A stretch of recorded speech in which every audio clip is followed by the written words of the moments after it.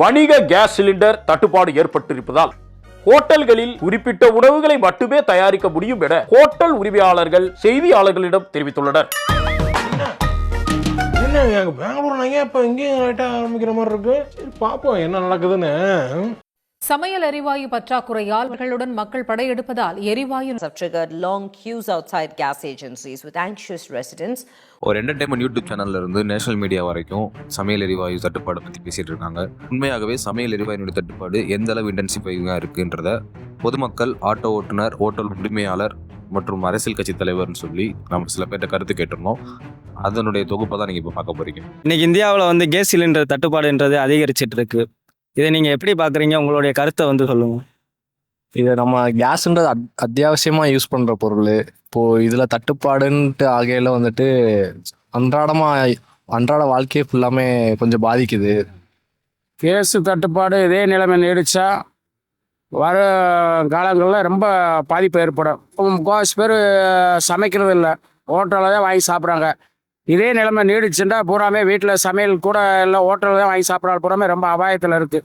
இந்த ட்ரம்ப்பு மோடி பேசி ஒரு முடிவுக்கு வரணும். இந்தியாவில் தட்டுப்பாடு, கேஸ் தட்டுப்பாடு தொடர்ந்து இது அபாய நிலையில் இருக்குது. இது ஒரு முடிவுக்கு கொண்டு வரணும். ரொம்ப சிலிண்டருக்கு தட்டுப்பாடு பூரா இந்த ரஷ்யாவில் வாங்க தரேன்னு சொல்கிறாங்க.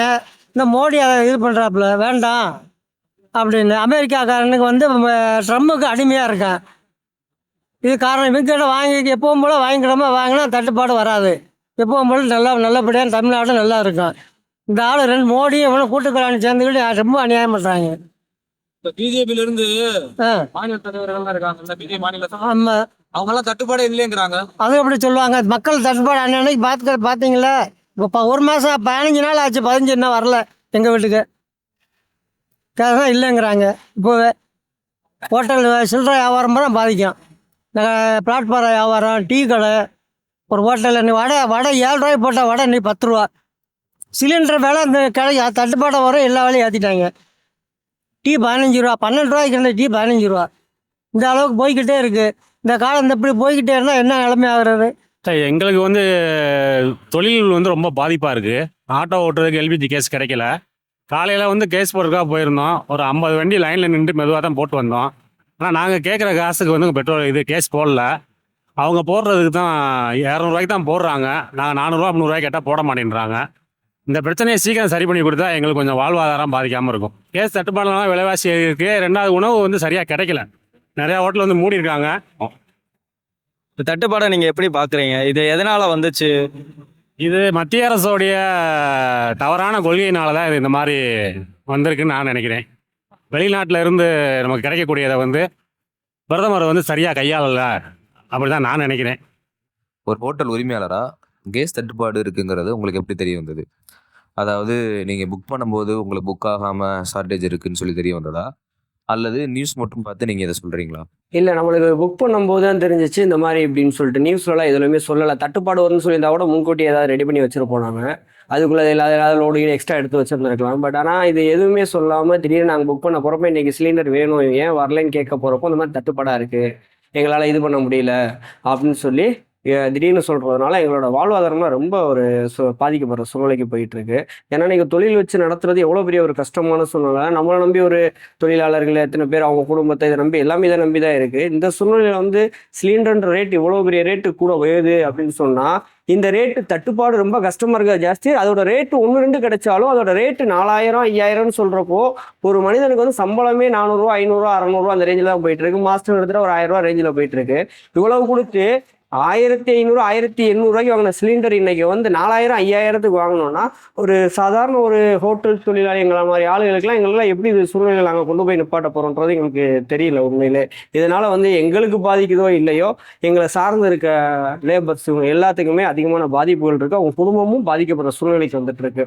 இது எப்படி இந்த அரசு எப்படி சரி பண்ண போகிறாங்க என்னன்னு தெரியல. இல்லை இதே நிலைமை நீடிச்சுன்னா அவங்களும் வீட்டில் தான் இருக்கணும், நாங்களும் தொழிலை கொஞ்ச நாளைக்கு லாக் பண்ணிட்டு வீட்டில் தான் இருக்கிற சூழ்நிலை தான் வரும். இப்போ நேற்று வரைக்கும் ஒரு சிலிண்டர் வந்திருக்கு, அதை வச்சு எனக்கு இது பண்ணியிருக்கோம். நாளைக்கு சிலிண்டர் என்ன வருமானது கூட எனக்கு தெரியல. நாளைக்கு வந்துச்சுன்னா தான் நாளைக்கு பொழப்பே வச்சு நடத்த முடியுன்ற சூழ்நிலைக்கு வந்துடுது. அடுப்புக்கறி ஒரு லெவலுக்கு மேலே சமைக்கிறதுக்கு புரோட்டாவுக்கு வேணால் படிச்சுக்கலாமே தவிர்த்து வந்து இப்போ உள்ள வர்ற மாஸ்டர்கள் அனைவருமே எல்லா கடையிலையும் சிலிண்டர் இருக்கா, கேஸ் இருக்கா, மாவு பிணையிறதுக்கு மிஷின் இருக்கா, இப்படி தான் கேட்டு வேலை பார்க்க லேபர்ஸ் வர்றாங்க. நம்ம ஒரு வேலை பார்க்கலாம், எல்லா வேலையும் நம்ம பார்க்க முடியும்னா அது முடியாது. அது எதுக்கு அந்தந்த மாஸ்டர்களுக்கு அவங்களுக்கு தேவையான பொருள் கொடுத்தா தான் வேலை பார்ப்போம் அப்படின்ற சூழ்நிலைக்கு இப்போ வந்துட்டாங்க. அதனால எல்லாருமே அந்த சிலிண்டர் அது இருக்கா, அது இருந்தால் தான் பண்ண முடியுன்ற. இப்போ நான் லீவ் மாத்திரக்கு ஒரு மாஸ்டர்னு கேட்டால் கூட சிலிண்டர் இருக்கான்னு கேட்குறாங்க. முன்னாடிலாம் வந்து சம்பளம் எவ்வளோன்னு கேட்பாங்க, இப்போ சிலிண்டர் இருக்கா வர்றேன் அப்படின்றாங்க. ஏன்னா ஏற்கனவே அவர் 2 கடையில் போய் சமைச்சிருக்காரு போல், விறகடுப்பை வச்சு கண் எரிச்சல், புகைச்சல், மூச்சு திணறல், என்னால் பார்க்க முடியும்னு சொல்லிட்டு அவர் வெளியே வந்திருக்காரு போல். திருப்பி அவர் இன்றைக்கி நான் லீவ் மாத்திரக்கு மாஸ்டர் கேட்க வரப்போ பார்த்தீங்கன்னா அவர் அந்த சூழ்நிலையை சொல்லி, இல்லை என்னால் வர முடியாது, கேஸ் இருந்தால் மட்டும் வர்றேன் அப்படின்னு சொல்லிட்டு அவர் க்ளோஸ் பண்ணிட்டார். அவ்வளோ, அவர் வேலைக்கு நாளைக்கு வரலைன்னு சொல்லிட்டு போயிட்டார். பெரும்பாலும் பார்த்தீங்கன்னா வந்துட்டு ஆர்எஸ்பதின்னு சொல்லுவாங்க அந்த விறகு, இந்த டைப் விறகு தான் எடுத்து வாங்கிட்டு வந்துட்டு இருக்காங்க. ஆனால் மோரோவர் வந்து கல்யாண வீடுகளுக்கு அந்த மாதிரி கேஸ் யூஸ் பண்ணுறவங்களுக்கு வந்து இந்த மாதிரி வெட்டு விறகு எடுத்துட்டு இருக்காங்க. இது வந்து பழஜாதி விறகுன்னு சொல்லுவாங்க, இல்லை வெட்டு விறகுன்னு சொல்லுவாங்க. அந்த மாதிரி டைப் விறகு எடுத்துட்டு இருக்காங்க. இப்போ வந்து ரெகுலராக கேட்டு வர்றாங்களோட இப்போ என்ன கூட்டிட்டு ஆமாம், ரேஷியோ வந்து பார்த்தீங்கன்னா உங்களுக்கு 1:1ன்றது பார்த்தீங்கன்னா இப்போ 2:1 அந்த மாதிரி கூடி இருக்கு. இல்லை ஆஃப் ஆஃப் த கூடின மாதிரி கூடி இருக்கு இந்த ஒரு சமீப காலத்துக்குள்ள. இங்கே சிலிண்டர் தட்டுப்பாடு இல்லை அப்படின்னு சொல்லி சில அரசியல் கட்சி தலைவர்கள் சொல்லியிருக்காங்க. குறிப்பாக ஹோட்டல் உரிமையாளர்கள் அவங்க தங்களுடைய வரி பணத்தை, ஹோட்டலுடைய வரி பணத்தை செலுத்தாமல் இருக்கிறதுனால அது திசை திருப்புறதுக்கு இந்த மாதிரி ஒரு நாடகம் ஆடுறாங்க, சிலிண்டர் தட்டுப்பாடு ஏற்பட்டிருக்குன்னு சொல்லி ஒரு நாடகம் ஆடுறாங்க அப்படின்றது போல சில கருத்துக்கள் வந்திருக்கு. அதை எப்படி பார்க்குறீங்க?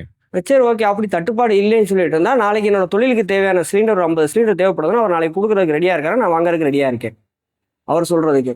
அதே மாதிரி இதை வந்து கவர்மெண்ட் தானே எடுக்கணும். இது வந்து அவங்க வந்து ஜிஎஸ்டி கட்டலைன்னு சொன்னால் அவங்களோட பேங்கோட இதானே ஃப்ரீஸ் பண்ணணுமே தவிர்த்து வந்து ஹோட்டலை மூடிட்டு அவங்க வருமானத்தை க்ளோஸ் பண்ணிட்டு போகிறது கிடையாது.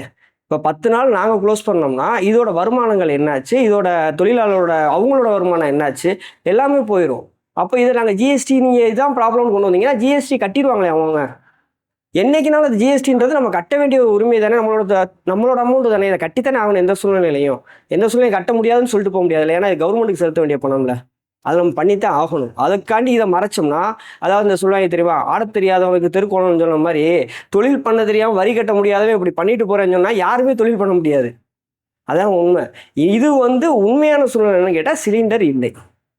இந்த சூழ்நிலைக்கு இவங்க மாற்றுறதுக்கு வேணால் அந்த சூழ்நிலையை வேணால் அவங்க ஜிஎஸ்டின்னு கொண்டு வரலாம்.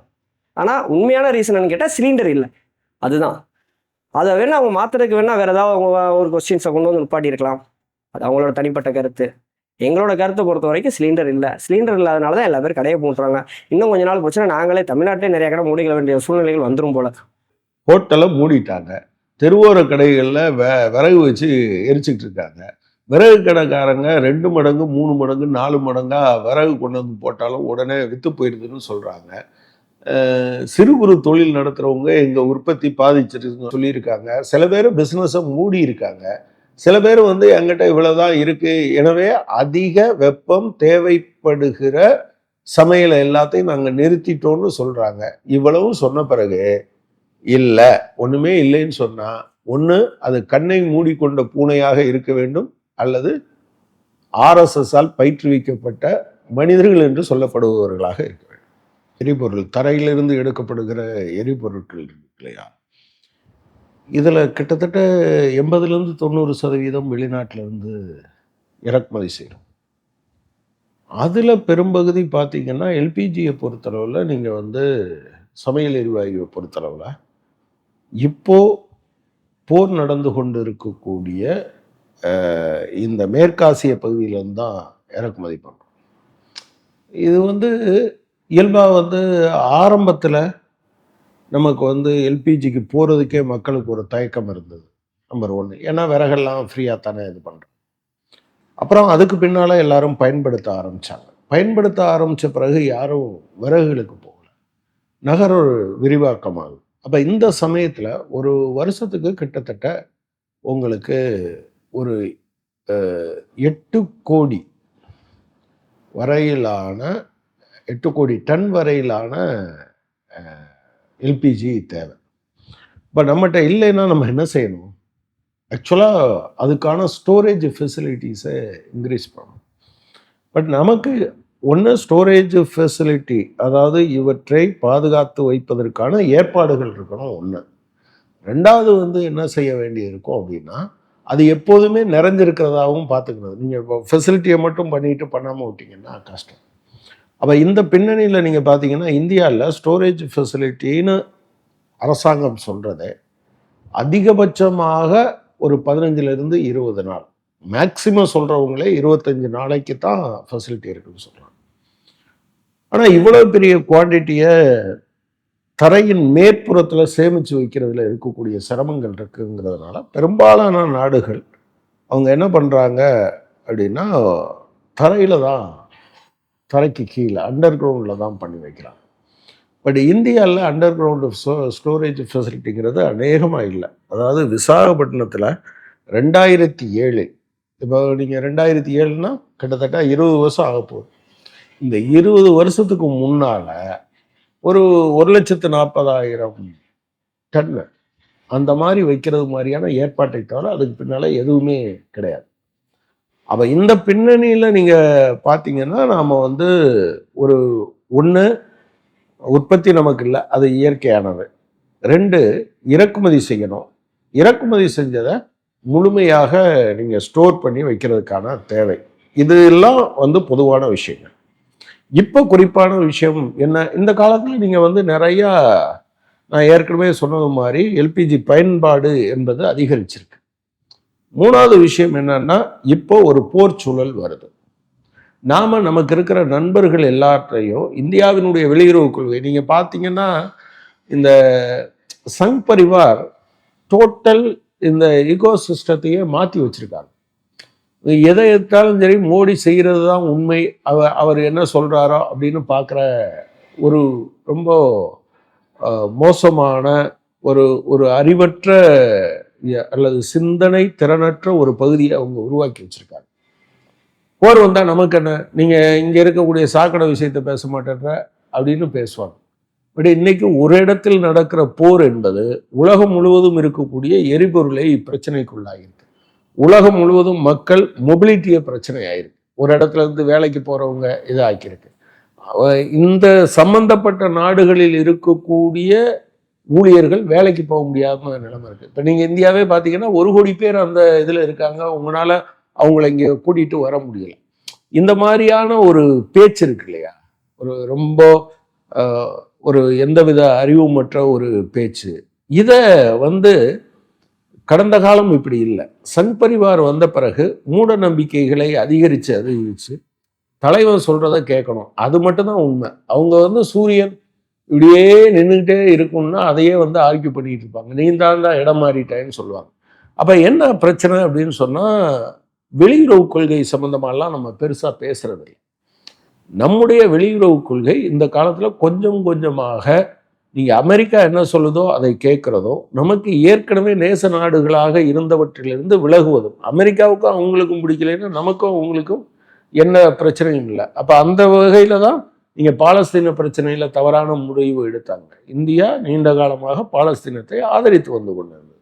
இப்போ ஈரானை பாருங்க, ஈரானுடைய தலைவர் கொல்லப்பட்ட போது கூட இவங்க இரங்கல் செய்தி தெரிவிக்கல. ஆனால் ஈரான் அருகில் இருக்கக்கூடிய ஒரு சப்போர்ட் பேஸ், அமெரிக்கன் மிலிட்ரி பேஸை அடித்தா உடனே இங்கேருந்து இவங்க இரங்கல் செய்தி சொல்கிறாங்க.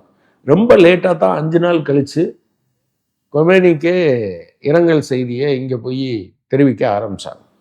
ஸோ அவங்ககிட்ட இப்போ நீங்கள் இப்போவும் என்ன சொல்கிறாங்க, ஹர்மஸ் ஜலசந்தி வழியாக சீனாவுக்கு வரக்கூடிய கப்பல்கள் அனுமதிக்கப்படுதுன்னு சொல்கிறோம், மற்ற கப்பல்கள் நிறுத்தப்படுது. காரணம், சீனா அவங்களுக்கு நட்பு நாடாக இருக்கு. நாம் இந்த மாதிரியெல்லாம் பண்ணியதன் காரணமாக இப்போ இன்னைக்கு இந்தியா சொல்லியிருக்கு நம்முடைய சரக்கு கப்பலை அடிக்கிறது என்ன நியாயம். ஆனால் கொஞ்ச நாளைக்கு முன்னால் உங்களோட சேர்ந்து கூட்டு இராணுவ பயிற்சிக்கு, கப்பற்பயிற்சிக்கு வந்தவங்க ஆயுதம் எதுவும் இல்லாமல் திரும்பி போகும்போது உங்கள் வாட்டரில் வச்சு அடித்து கீழே அதை காலி பண்ணும்போது அதில் இருக்க அத்தனை பேரையும் கொண்ட போது நீங்கள் அமைதி காத்தது எப்படி சரியாக இருக்கும்? நான் என்ன சொல்கிறேன், அவங்கள பாதுகாத்திருக்க வேண்டிய பொறுப்பு உங்களோடது, இந்தியாவோடது, நம்மளோட பொறுப்பு தானே. ஆனால் நாம் அதை பண்ணலைங்கிறது மட்டும் இல்லை, அதுக்கு ஒரு கண்டனம் கூட தெரிவிக்கலை. 2வது கப்பல் மீது இப்படி வந்தபோது காலையில் 5 மணிக்கு ஒரு டிஸ்ட்ரஸ் கால் வருது. ஆனால் நீங்கள் வந்து காத்துக்கிட்டே இருக்கீங்க. 7 மணிக்கு இலங்கை இந்த ரெஸ்கியூ ஆப்ரேஷனில் போயிடுச்சு, நீங்கள் 10:30 மணிக்கு போகிறீங்கிறத இதை சொல்கிறாங்க. எனவே இந்த காலத்தில் நாம் அங்கிருந்து மற்ற நாடுகளிடமிருந்து நீங்கள் வாங்க முடியாது.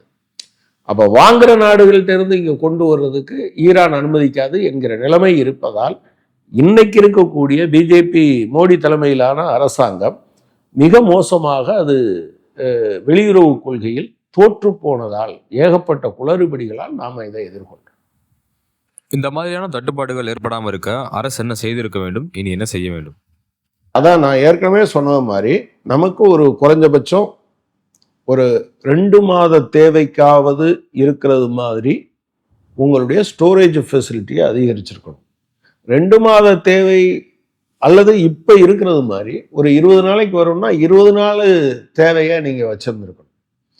3வது விஷயம், இந்தியாவிலிருந்து ஏற்றுமதி செய்யப்படுகிற எல்பிஜி உடனடியாக நிறுத்தப்பட வேண்டும். நீங்கள் எஸ்மா ஒரு எமர்ஜென்சி, நீங்கள் எமர்ஜென்சியை கொண்டு வந்த பிறகு பயன்பாட்டுக்கு எமர்ஜென்சி, சாப்பாட்டுக்கு இன்னொன்று கொடுக்க மாட்டேன்லாம் சொல்லும்போது இந்தியாவிலிருந்து கிட்டத்தட்ட ஒரு 3 லட்சம் டன்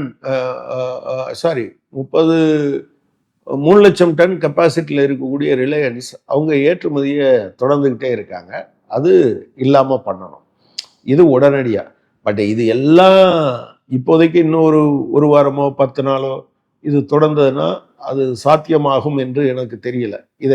இதெல்லாம் பண்ணால் கூட நீங்கள் சமாளிக்க முடியாது, ஏன்னா உங்களுக்கு உள்ள வரலையே, அந்த பிரச்சனை இருக்கு. ஆனால் எதிர்காலத்தில் நம்ம என்ன செய்ய வேண்டி இருக்குன்னா, ஒன்று நம்மக்கிட்ட இந்த போதுமான கேஸ் இல்லை, எனவே இந்த எரிபொருள் நம்ம இறக்குமதி செய்தே ஆக வேண்டிய நிலையில் இருக்கிறோம் என்பதை கவனத்தில் கொள்ளும். 2வது விஷயம் நீங்கள் அண்டர் கிரவுண்டில் கட்ட வேண்டிய ஸ்டோரேஜ் ஃபெசிலிட்டிஸை பெரிய அளவுக்கு நீங்கள் அதிகப்படுத்த வேண்டியிருக்கும். 3வது, எல்லா நேரத்துலையுமே இதை கொண்டு சேர்க்கறதுக்கான ஏற்பாடு இருக்கணும், இங்கே கொண்டு அதாவது இறக்குமதி பண்ணுறதுக்கு. 4வது விஷயத்தை பொறுத்த மட்டும் நீங்கள் ஒரு மாற்று எரிபொருள், சில இடங்களில் நீங்கள் இயற்கை எரிவாயுக்களை கண்டுபிடிக்கிறதுக்கான ஏற்பாடுகள்லாம் இருக்கு இல்லையா, அதை பார்க்கணும். 4வது விஷயம் என்ன பண்ணணும்னா, நீங்கள் இப்போ சொல்கிறாங்கல்ல பிஎம் உஜாலா ஏதோ ஒரு இதை சொல்கிறாருல்ல, இந்த எரிபொருள் நாங்கள் சிலிண்டர் ஃப்ரீயாக கொடுக்குறோன்னு. அப்படி கொடுக்கும்போது எவ்வளவு எக்ஸ்டெண்ட் பண்ணுறோமோ அதை நிறுத்தக்கூடாது. ஆனால் எவ்வளவு பேருக்கு அதிகமாகுதோ அதே அளவுக்கு நீங்கள் என்ன பண்ணணும், உங்களுடைய கெப்பாசிட்டியை அதிகப்படுத்திக்கிட்டே இருக்கணும். அது இம்போர்ட்டை அதிகப்படுத்துறது, ஸ்டோரேஜை அதிகப்படுத்துறது என்பதை செய்யணுங்கிறது தான். இந்த அரசாங்கம் அப்படியெல்லாம் பண்ணாது, எதையுமே அப்படி பண்ணாது. திடீர்னு ஒரு நாளைக்கு லாக்டவுன் வரைக்கும், திடீர்னு ஒரு நாளைக்கு, அது ஆர்எஸ்எஸ்னுடைய இயல்பான குணம். தங்களை தவிர புத்திசாலி இல்லை, எவன்ட்டையும் கன்சல்ட் பண்ண வேண்டியது. நீங்கள் ரூபா நோட்டை திடீர்னு தான் பண்ணாங்க, அதே போல் பார்த்தீங்கன்னா லாக்டவுன் திடீர்னு தான் பண்ணாங்க. ஒரு நாளைக்கு நீங்கள் ட்ரெயினே நான் அனுப்ப மாட்டேன்னாங்க, அப்புறம் ஒரு நாளைக்கு மட்டும் அனுப்புகிறேன் அப்படின்னு சொன்னாங்க. இப்படி ஏராளமான விஷயங்களை ஒரு திடுக்கிடுகிறது மாதிரி செய்யணும்னு நினச்சிக்கிட்டு முரட்டுத்தனமாகவும் அறிவுபூர்வமான நடவடிக்கைகளுக்கு அப்பாற்பட்டு செய்வதும் அவர்களுடைய வழக்கமாக இருக்கிறது. அது இல்லாமல் கொஞ்சம் அனைத்து துறை வல்லுநர்களையும் இணைத்து பேசி அதில் முடிவெடுக்கணும்.